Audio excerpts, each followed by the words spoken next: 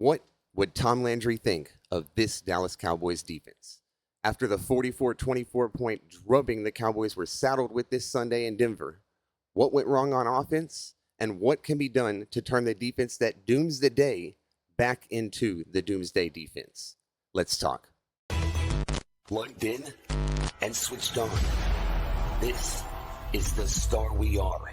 Don't forget, Cowboys Revolution Apparel, 15% off, promo code TSWA, link in the description, W Energy, 15% off, promo code TSWA, link in the description. No, the offense didn't play its best game of the season by far, well off its 31 point per game pace this season. Struggling against a top-ranked pass rush and an even better secondary led by Pat Surtain III. And the best defense by far the Cowboys have seen this year. They had twice as many penalties as Denver and found themselves in third and long far too often. They had third down drops and 2 interceptions, one of which Dak Prescott would agree with his worst throw of the season. The first interception that's completely on him, just an errant throw. And it's unfortunate. A microcosm of the offensive failures came on the first possession after a beautiful long Dak dime to CD that sets up a first and goal at the 2, a 1-yard run, second and goal at the 1, false start. An incompletion, another tight incompletion, and the Cowboys send out Butters and settle for 3 points. Still, you're looking up, and it's 17-10 Denver. It's 24-10 Denver, or 24-17 Denver. Midway through the third, and you're begging the defense to go out there and get some kind of a stop because you believe in the offense. But bro, we're not scoring 40 today, so you got to get it together. No chance. 426 yards, 179 yards rushing. 5 of 8 on third down conversion. Out-schemed, outmanned all day. A microcosm of the struggles on defense is the first Denver touchdown. A 40-yard touchdown run where a left tackle is blocking a cornerback. Both guards get a free release and a 5-yard downhill run at the linebackers, so Shamar James and Kenneth Murray Jr. get dirted. Sam Williams caught completely off guard by a crackback block, so a wide receiver seals the edge completely. A 100% failure. Tom Landry in the 70s is quoted talking about the 4-3 defense, saying, we'd like to keep the big men off of our linebacker, especially our middle linebacker, and we think the 4-3 does that. Must not have employed much 4-3. Soft coverages. Tony Romo agonizing pre-play on the call. So much space over here. Boom.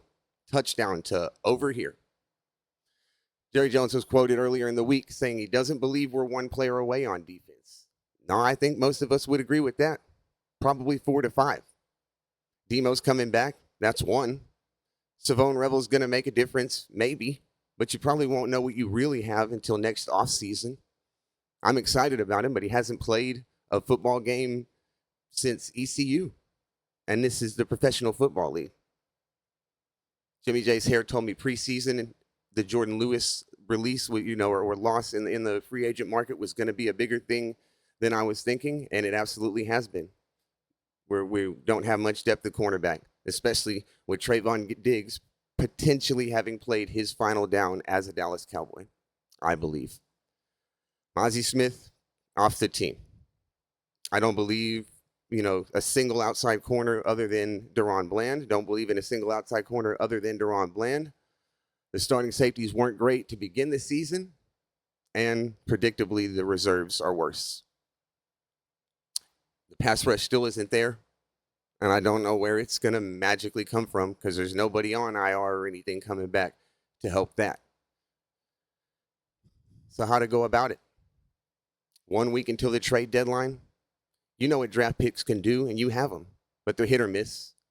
Donovan Ezeraku, Marshawn Nealon, Sam Williams, all recent second-round picks on that line that I'm saying can't get to the passer right now. Micah Parsons, a huge hit.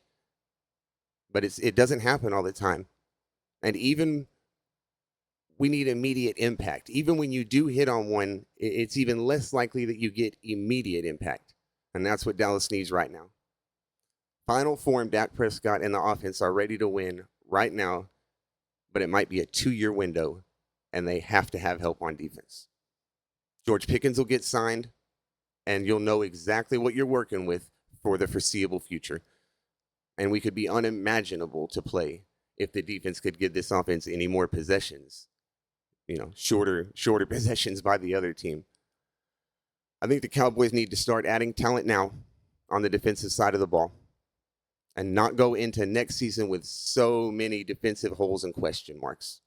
Don't wait until the end of the season to fire Matt Eberflus. He's done. Fire Matt Eberflus. For the love of Landry's legend, get it together on defense, Dallas. Peace. Thank you for tuning in to The Star We Are. Your time is invaluable, and if you've spent it with us, we can't thank you enough. Make sure you smash that subscribe and check out either one of these videos if you did enjoy the content. And remember, guys, always, always, always, fan responsibly.